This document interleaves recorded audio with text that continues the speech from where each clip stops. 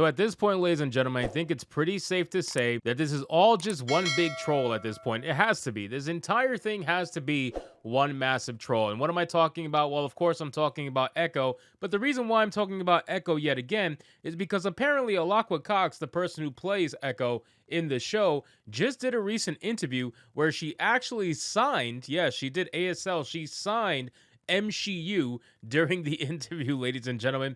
I don't know how much more proof that you need to prove to everybody that these people watch us. These people absolutely watch what's going on. They read everything that's going on. A lot of people like to pretend as if Hollywood doesn't know what's happening in the YouTube space. No, no, no. They absolutely do know what's happening in the YouTube space. And by her signing MCU, you know damn well that they watch us. So we have an article here from Fandom Pulse with a headline that reads, Freudian slip, ALAQUA COX signs MCU during Marvel's Echo interview in Disney promotion. I cannot wait to get into this. So let's get into the article, guys, from Fandom Pulse. But of course, before we do, if you are new here, just consider hitting that subscribe button. I would greatly appreciate it. Like the video to push us out into YouTube algorithm, and consider subscribing to my manga channel. The links are in my link tree in the description box below. I would love to see you there. So it says, ALAQUA COX has faced controversy over leaning heavily into identity politics with her interviews regarding Marvel's Echo on Disney+.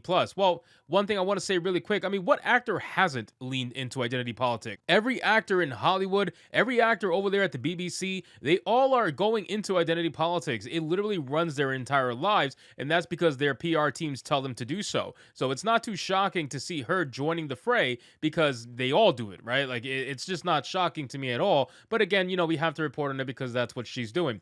It says, much like other recent MCU properties, Disney and its agents set the scene to label people who don't like the series as racist, sexist, homophobic, etc., etc., etc. Every single buzzword that has no meaning whatsoever anymore and has lost any power to them whatsoever, as they've done to try to fuel outrage marketing for most of their recent series. Now, in recent ALAQUA COX interview with Collider, the mask came off with a Freudian slip that shows Disney and Marvel are paying close attention to commentators like Nerdrotic, Yellow Flash, and Geeks and Gamers when it comes to shows like Echo.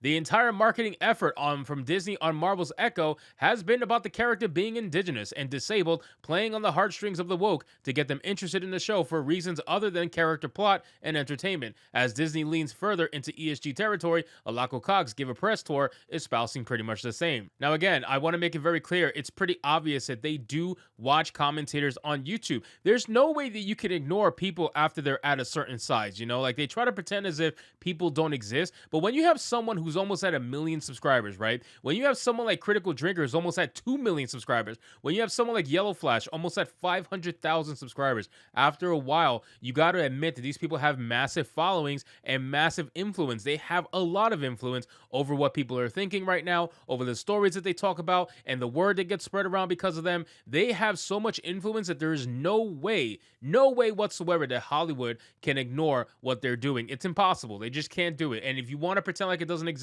then guess what happens? It just ends up getting louder and louder and louder to the point where you can't ignore it anymore. And that's basically what's happening here. So to see her sign MCU, and we're going to get into it further, to see her sign MCU is a pretty damn big deal, in my opinion. Now, this girl checks every single box for Marvel, okay? It checks like, what, 5 boxes at this point with one singular character? This is the prime example of what happens when you need someone to catch up on your ESG. How many boxes she can check off is absolutely insane for Marvel, and it's very beneficial for them, even if they're losing a ton of money by getting absolutely no viewership on this show.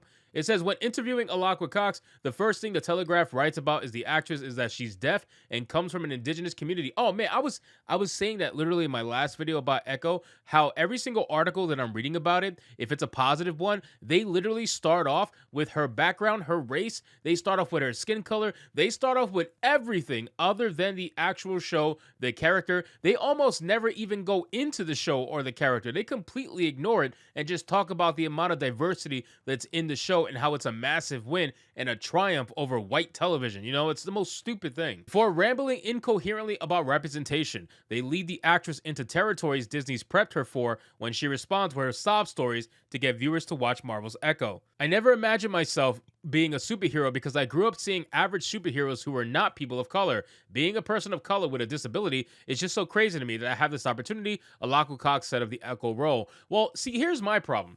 If you grew up not seeing superheroes of color, that means that's your fault because there was superheroes of color out there during decades ago. You know what I mean? Like literally decades ago. So there's no reason why you should have grown up without seeing superheroes of color. The only reason you did is because you weren't a comic book fan, ladies and gentlemen. They weren't doing a ton of superhero movies back then. They were doing your typical Batmans, your Spider-Mans, or whatever, but that's basically it. The movies are now. The movies are more of a recent thing. MCU is more of a recent thing over the last decade or so. And back in the past, when she was growing up, I'm sure she didn't see a lot of people of color because she wasn't looking for it, ladies and gentlemen. She wasn't really a comic book fan. None of these people are really comic book fans. They like to pretend like they are, but they're not. So they want to say because of their worldview, because they didn't see any superheroes of color, somehow that's racism. Somehow that's sexism. Somehow that's whatever. No, you just didn't see. You just didn't look. You just obviously weren't part of the fandom to realize how many superheroes of color there actually were.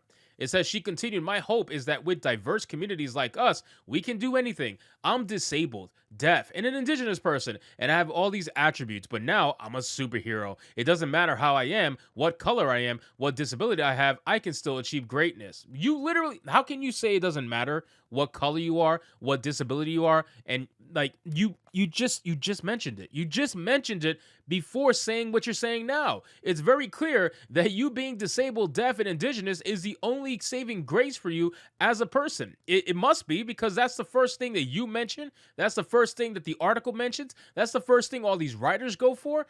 That's all that matters, right? It's all that matters for somebody like this, and it's quite unfortunate, but it's the truth. Finally, the interview hit home, talking about self-identifying as Echo and everything Disney produces is for minority self-inserts these days. I know I didn't see myself on the screen a lot growing up because a lot of deaf roles were portrayed by hearing people, and they always use sign language wrong. So the deaf people might have a sour attitude towards it because they don't think they could do anything. But now we have more deaf people in Hollywood taking on deaf roles, and so I hope that they will be able to see themselves within these roles and know that they can go for anything, ALAQUA COX said. Well, we know damn sure they're not going to be able to hear themselves, number one. They could definitely see themselves. And number two, why does it matter, man? The whole point about acting is to pretend to be something that you're not. You are inherently taking away what it means to be an actor if you're pigeonholing people into roles based off what they're able to do or not do, right? So if you can only have deaf people play deaf roles, that's ridiculous. You cannot limit people to these little stereotypes, because then you're going to miss out on a lot of potential work. That means that you're really only going to get roles